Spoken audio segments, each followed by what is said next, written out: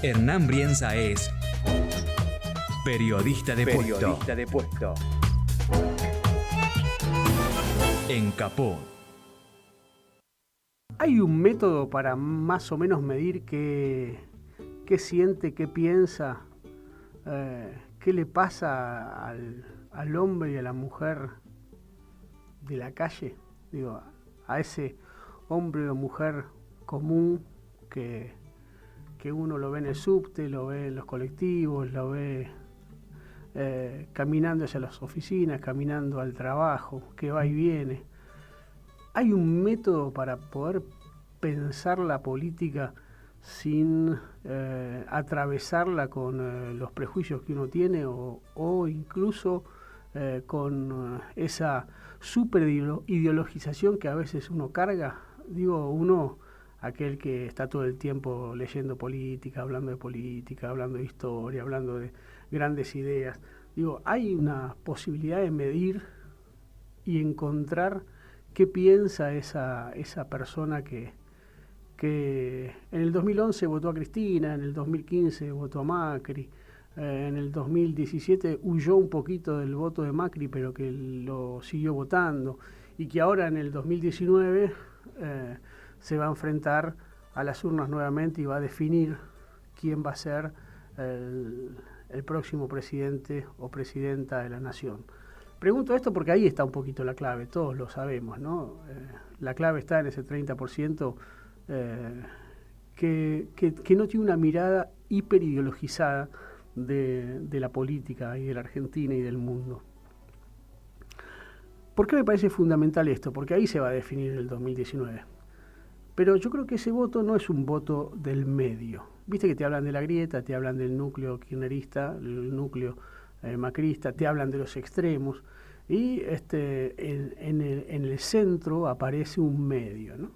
Un medio que sería un tipo moderado, ¿no? Una mujer que cree que con mezclar las cosas y con poner la mitad de una cosa y la mitad de otra alcanzaría. Yo creo que eso no es el medio.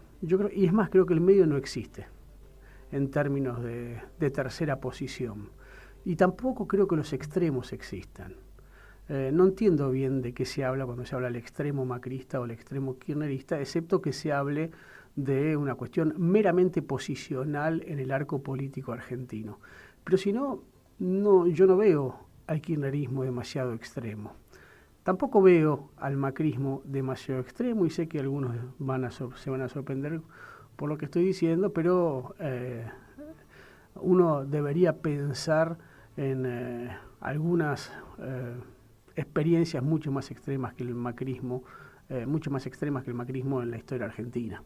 Pero ese medio, digo, ¿cómo lo desarticulas? ¿Cómo lo pensás? ¿Cómo lo transformás en votos? Me parece que ahí hay un poquito una clave para las elecciones.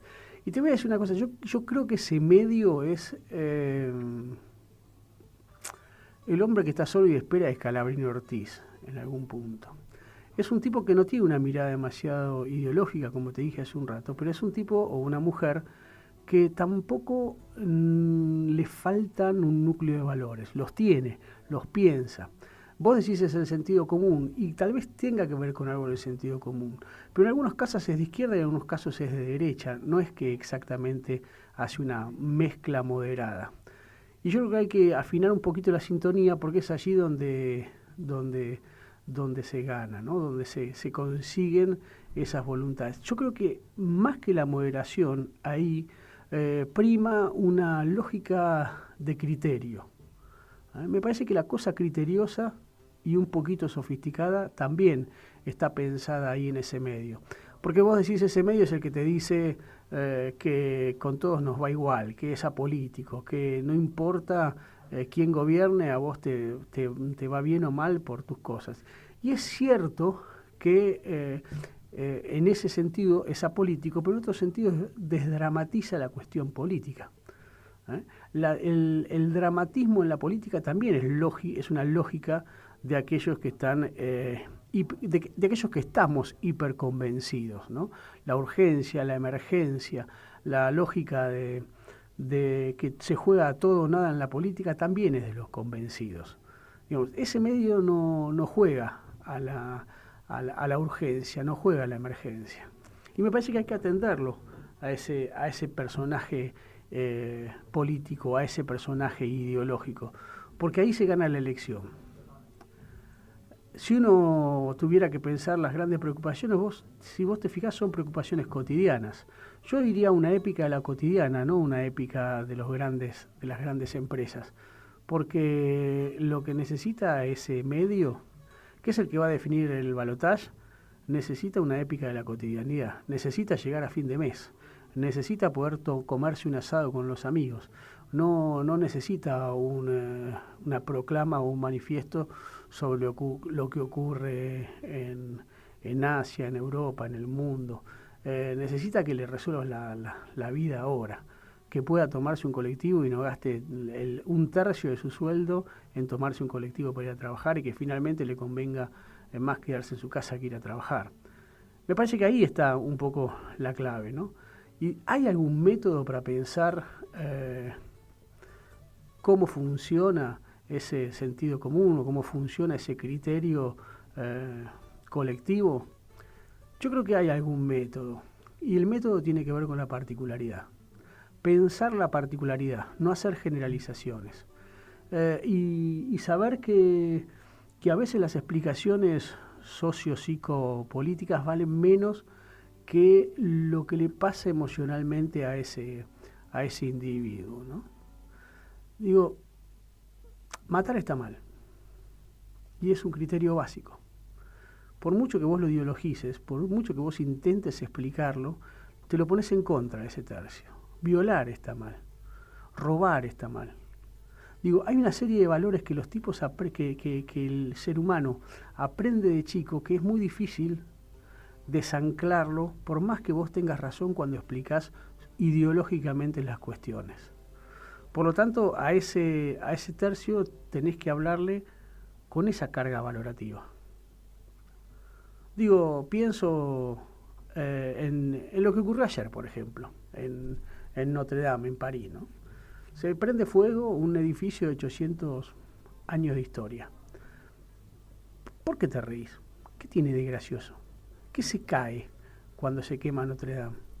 Se queman los vitrales, se queman las obras de arte que tienen 800 años de historia, se quema el trabajo de cientos de obreros que llevaron adelante ese monumento histórico. Se quema el último resabio bien armado de la Edad Media. Claro, vos podés decir, pero eso simboliza el Imperio francés, eso simboliza el patriarcado, eso significa la Iglesia Católica. Bueno, te voy a dar una mala noticia, no cae ni el patriarcado, ni la Iglesia Católica, ni el capitalismo internacional porque se queme y se pierdan lo que hicieron tipos hace 800 años. Claro, vos me vas a decir, bueno, lo hicieron esclavos. Bueno, empecemos a romper todos los edificios no solamente de Europa, sino de América, porque la mayoría de las cosas ha sido por esclavitud, y si no, por mal pago. Un obrero por trepado a un andamio que cobra 10 lucas, no creo que lo esté haciendo porque le gusta. El capitalismo es una porquería, estamos de acuerdo, nadie lo va a negar, pero ahí hay una lógica que te pone en el lugar de la villanía a vos. Digo, ¿por qué disfrutar de la destrucción? Es como si alguien disfrutara la destrucción de Siria. ¿Por qué disfrutar de la destrucción de Siria? ¿Por qué la destrucción de Siria? Bueno, sí, la destrucción de Siria vale más porque hay seres humanos, digo. Pero ¿por qué una destrucción vale más que otra o vale menos que otra? ¿Por qué nos podemos reír con malicia de una destrucción? Ahí el sentido común te dice, o el criterio te dice que capaz puede no importarte, pero festejar, celebrar la desaparición de documentos históricos que hicieron a nuestra cultura, digo, es allí donde a mí me parece que ahí hay que ajustar un poquito los discursos, la mirada, el pensamiento. Digamos, ¿qué pasaría si alguien te dijera, bueno, menos mal que Machu Picchu se destruyó porque los incas habían expoliado a las tribus diaguitas, por ejemplo? Qué bien alguien te puede argumentar así, digamos. Siempre hay una víctima de alguien, siempre hay un victimario de alguien. El tema es pensar con criterio sobre la particularidad y no sobre la generalización. Digo, a mí me parece que el exceso a veces de maldad, el exceso de malicia nos pone en un lugar de inhumanidad que no nos favorece, aunque lo quisiéramos ideologizar.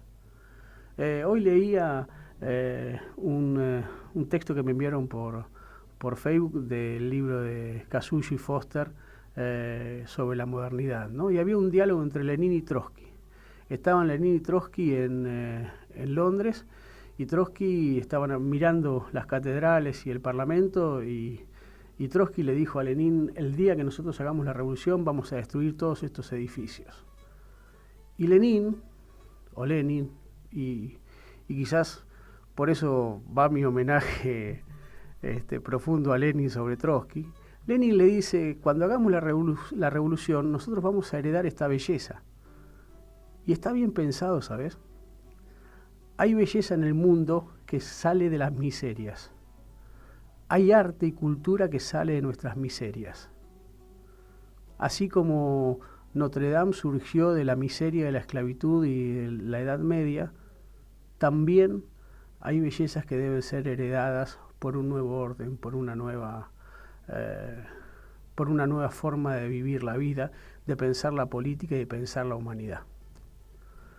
Yo creo que cuando te alejas del sentido común y cuando te alejas del criterio, te deshumanizás. Y yo creo que no está bien deshumanizarte. Creo que eso te aleja de la gente común, te aleja de las personas comunes. Y me parece que empezar a traccionar el sentido común desde un punto de vista ideológico se hace, pero en un trasfondo, se hace desde un manejo oculto, se hace desde los valores, no se hace sobre el sobrediscurso, no se hace sobre pararse en un pedestal ético desde donde se cuestiona al sentido común. El sentido común no lo hicieron desideologizado. La desideologización del sentido común es una gran operación cultural. ¿Cómo lográs ideologizarla, entre comillas, para tu lado a ese sentido común? Deshumanizándote no lo haces, convirtiéndote en algo superior moral y éticamente tampoco. Lo haces metiéndote adentro del criterio colectivo, metiéndote adentro de ese sentido común.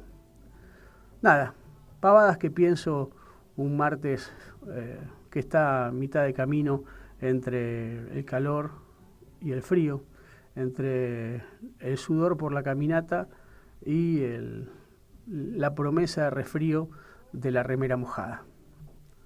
Nada más que eso.